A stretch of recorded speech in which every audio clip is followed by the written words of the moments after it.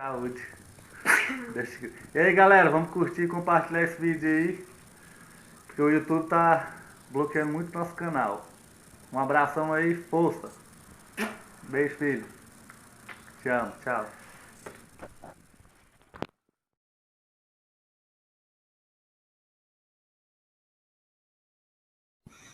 Mesmo a verdade da doutrina,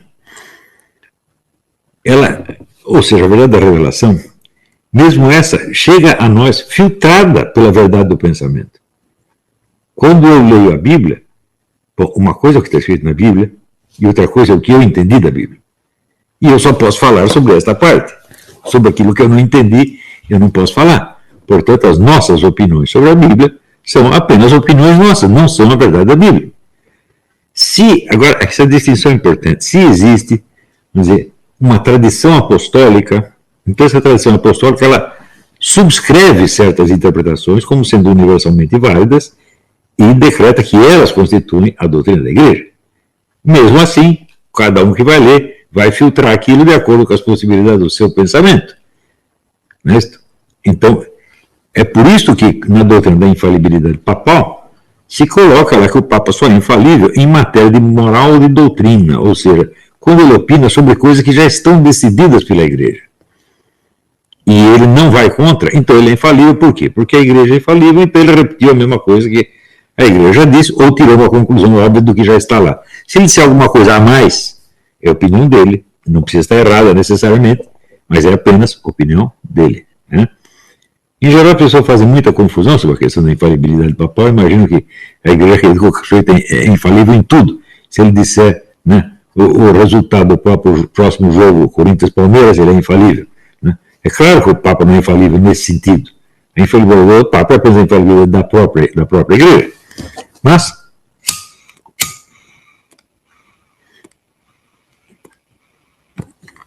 no começo da modernidade, a ruptura entre o que é natureza e o que é cultura, o que é corpo, o que é pensamento, o que é coisa extensa, o que é coisa pensante, chegou ao auge. E isso produz toda a filosofia moderna e isto mesmo produz a reforma protestante. Porque o essencial, na reforma protestante era a questão da transubstanciação. E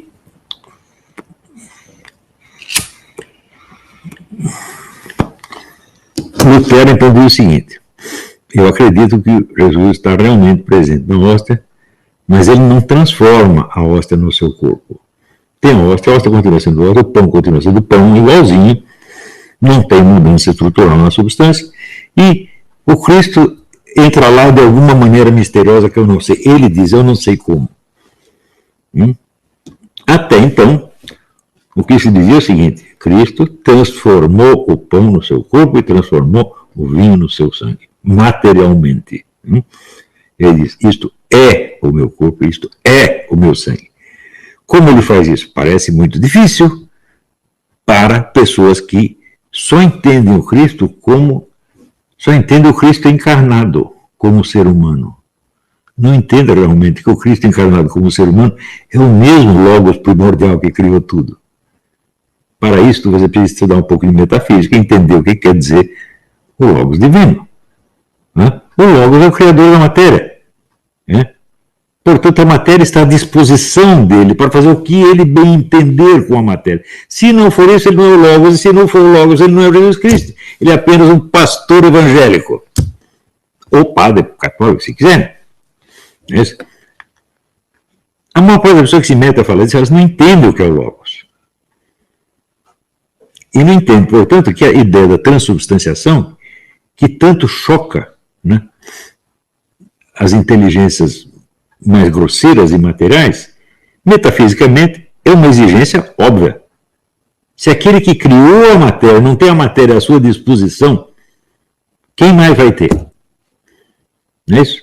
E se Cristo, Jesus, não tem o poder total sobre a matéria, ele não é o Cristo, simplesmente. Ele é apenas, sei lá, um santo, um profeta, ele é João Batista, ele é Elias, ele é qualquer Zé Mané descido do céu.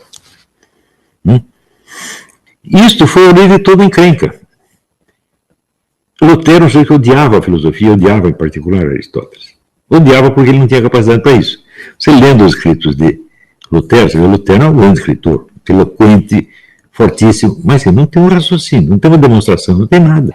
Cientificamente não tem nada ali, né? Tem, assim, um monte de xingamentos, um monte de diatribes ferocíssimas sobre a corrupção, sobre não sei o que, mas uma argumentação fundamental. Falando, mas quem é Lutero para discutir com Aristóteles, meu Deus, você está brincando, né? Então,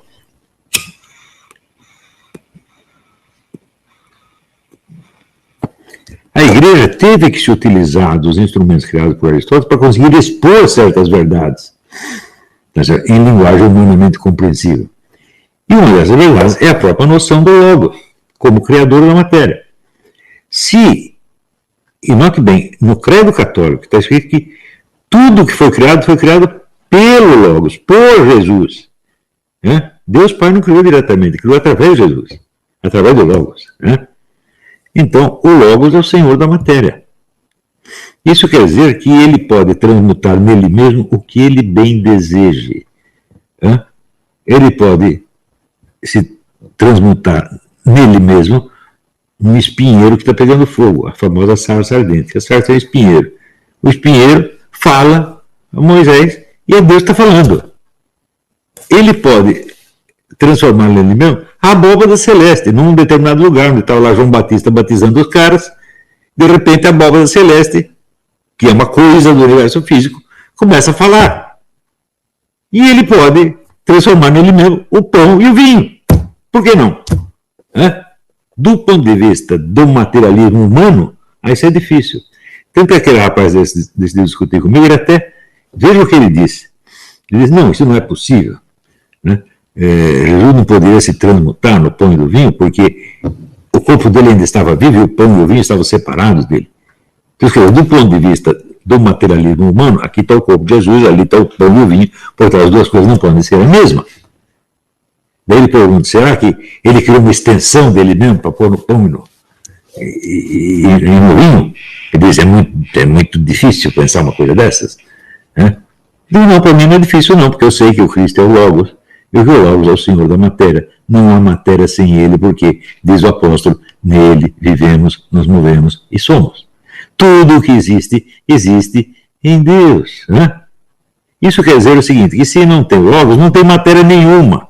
Você pega o pão da padaria, né? No pão que não é a hóstia, não é a hóstia consagrada, o pão comum, não é? Sem o Logos ele não existe. Né? Então o pão depende 1000% do Logos, como tudo depende do Logos. Todas as leis constitutivas do universo, todas as fórmulas das coisas, o DNA, as proporções intrínsecas, as relações entre objetos próximos e distantes, tudo isso está no Logos, meu Deus do céu. Então, essas pessoas que dizem que têm fé no Cristo, eles têm fé num Cristo que parece um pastor protestante, um pregador, um profeta, uma coisa assim, mas não é o Logos divino. Né? Porque se você reconhece que é o Logos divino, você tem que entender, olha, se ele diz que o pão é ele, o pão é ele. Ponto final. Né? Mais ainda, se Jesus não estivesse no pão e no vinho, nós, comendo pão e bebendo vinho, não nos transformaríamos carnalmente em Jesus Cristo. E se não nos transformarmos carnalmente em Jesus Cristo, como poderíamos ter a vida eterna se Deus não prometeu a sobrevivência das nossas almas, mas a ressurreição dos nossos corpos?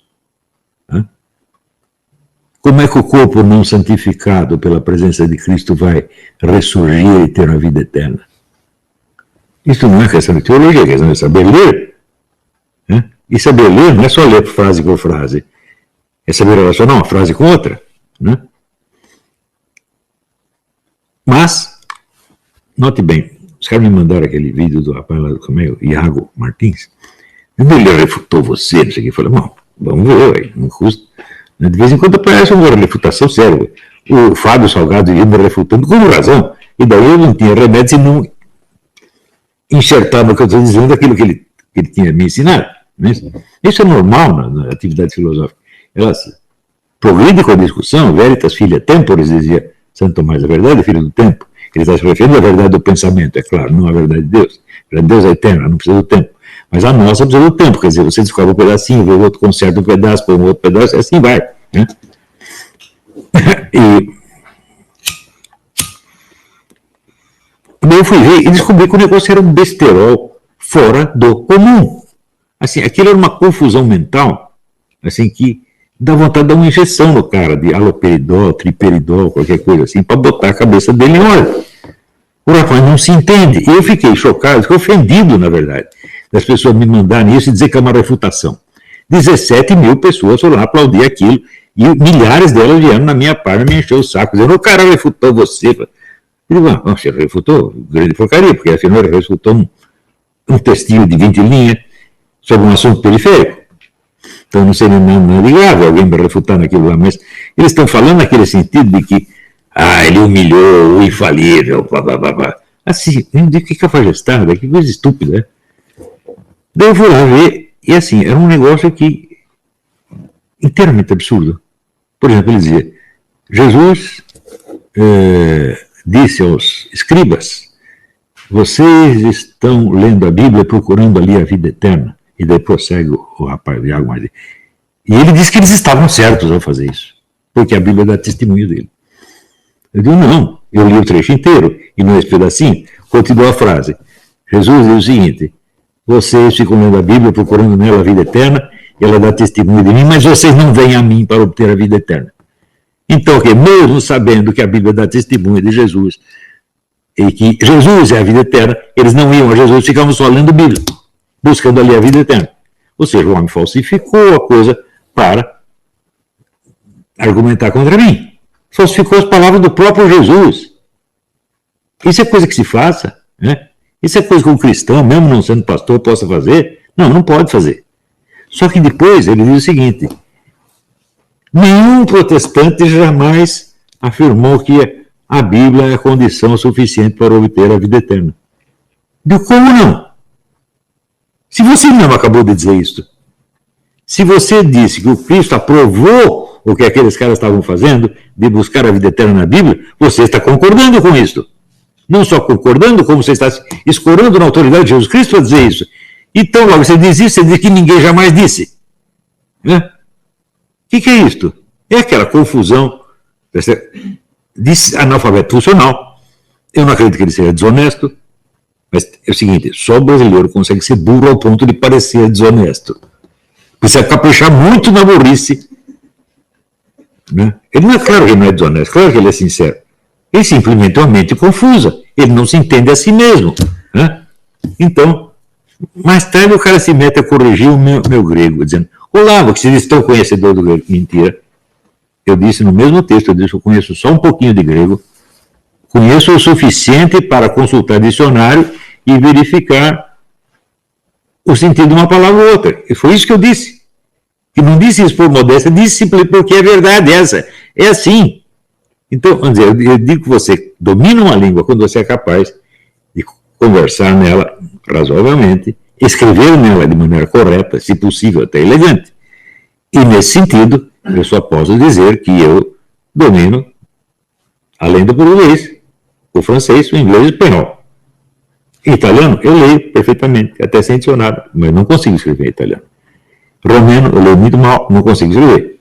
Latim, leio, mas não consigo escrever. Grego, e conheço só um pouquinho. E árabe, conheço só um pouquinho. Então, eu sei o que é dominar uma língua e o que é arranhar outra língua. Eu sei perfeitamente a diferença. E eu sei que o grego eu só arranho. Mas daí vem ele, eu estudei não sei quanto, eu conheço a distinção do grego clássico e grego koiné, que esse idiota da Olavo não conhece, e patati, patata, várias vezes eu repito isso. Daí eu transcrevi, né, quando Cristo diz, fazei isto, toito poietes, né? Fazei isto. Né? Eu estou discutindo lá a questão da comunhão. Ele diz, esse Olavo que chegava tanto ele sabia grego, ele transcreve esta letra aqui com Y, quando na verdade é nu. Olha aqui, gente. Vocês estão vendo aí? Essa letra não é um U. É o U francês, U. E ela chama-se Y. E a maiúscula dela é o quê? É um Y. E a parte minúscula é só a parte superior do Y e fica parecendo um U. Este cara, ele conhece tanto o grego que ele não conhece o nome de uma letra e o som de uma letra. É o mesmo sujeito que escreve bucho com X e fralda com U. Gente, eu sempre vivo dizendo para vocês, por que eu insisto tanto no domínio da literatura? Toda educação começa com o domínio da língua pátria. Se você não é capaz de escrever na língua pátria com correção, clareza, ordem e, se possível, uma certa elegância e beleza, você não tem acesso a estudos superiores de natureza alguma, nem mesmo técnica. Né? Porque você vai dominar a operacionalidade da técnica, mas você não vai entender o fundamento dela.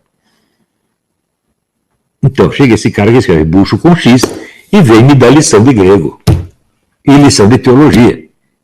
E vem 17 mil caras apoiando o sujeito e dizendo que ele contestou, colar, não é fácil discutir com o protestante bem informado. Não é fácil, não é fácil, é impossível discutir com um sujeito que não se entende a si mesmo, que acaba de falar uma coisa e se desdiz. Não dá para fazer isso, gente. Só dá para fazer duas coisas, você fica bravo, manda para aquele lugar, ou você dá risada, que nem fez o Bernardo Richter. Não há mais nada para fazer ali. Então, está na cara que esse rapaz não está qualificado para passar no vestibular de uma faculdade de teologia decente. Quanto mais para sair dela com um canudo embaixo do braço e botando banca. Agora,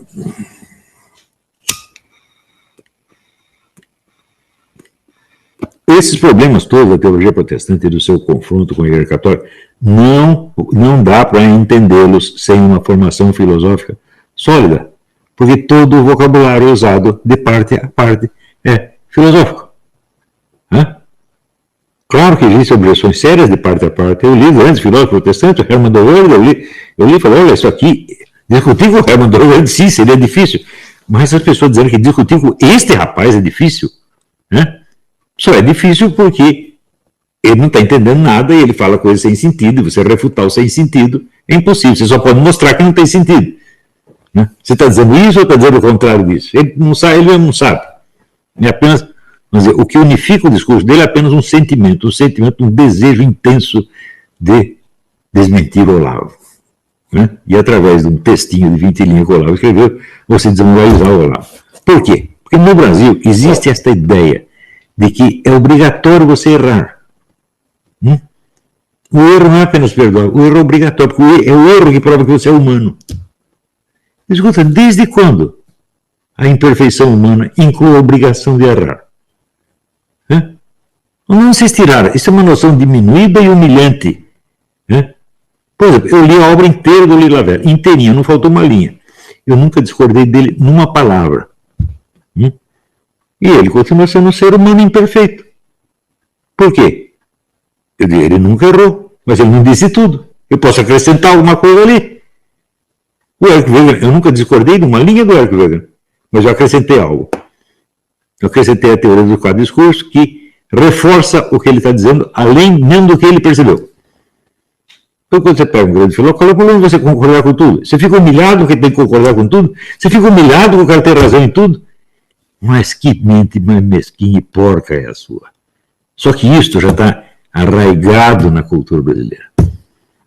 A fallibilidade humana obriga você a errar, porque se você acertar em tudo, você é um arrogante. Eles pegam essa ideia da arrogância e chegam ao delírio. Eles vivem discutindo, e vocês sabem perfeitamente que eu não tenho nem o curso secundário completo, todo mundo sabe. Um vem discutindo com um doutor em teologia, e daí ele vira o pobrezinho a quem Deus revelou os segredos, que negou os doutores, e o doutor sou eu. Isso é alucinação, porra. Se um de nós é o pobrezinho sem instrução ao qual Deus ensinou alguma coisa, isso é moá. Do mesmo jeito que o pessoal falava do próprio Jesus Cristo. Como é que ele sabe essas coisas se ele nunca estudou? Eu sei lá.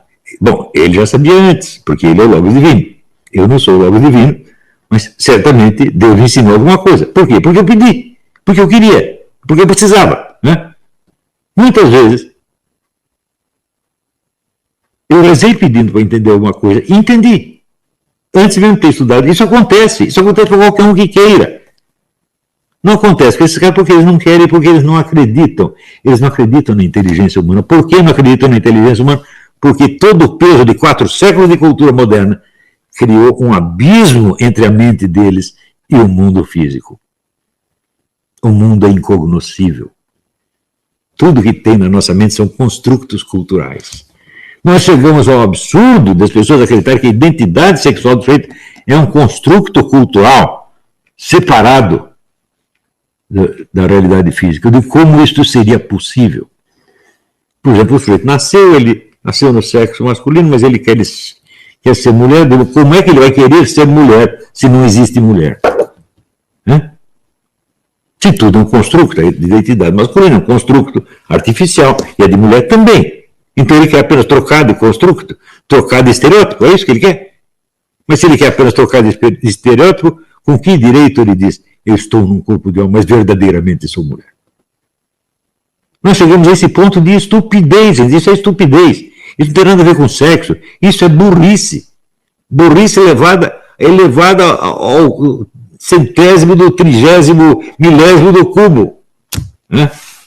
E o sujeito, daí você vê um verdadeiro idiota, ele acaba parecendo malicioso e esperto como o Satanás. Só não precisa ver Satanás, é uma pessoa idiota. Né? Então, gente, a cultura brasileira está impregnada disto, deste amor à ignorância, deste amor ao erro, desta obrigação do erro. Os caras ficam bravos porque o Olavo tem sempre razão, em algum ponto tem que provar que ele está errado. Por quê? Por que eu não posso acertar em 100% ou 98% dos casos? Por quê? Qual é o problema? Se eu acertar em tudo, eu serei Deus, por acaso? Não, serei sempre apenas o Zé Mané que estudou o negócio e pensou a respeito. Nós estudamos para acertar, estudamos para conhecer a verdade. E conhecer a verdade é próprio do ser humano, porque ens et verum convertuntur. O ser e o verdadeiro se convertem um no outro. Não há barreiras ao conhecimento humano. Eu confio no conhecimento. Hegel dizia que sem a fé no poder do espírito humano não há investigação filosófica. Se você já começa a dizer, não, o ser é incognoscível, etc. Então o que você está fazendo aqui? Vai para casa, larga a faculdade de filosofia, vai para um bordel, vai para um puteiro, vai fazer algum negócio divertido, porque aqui você só vai sofrer.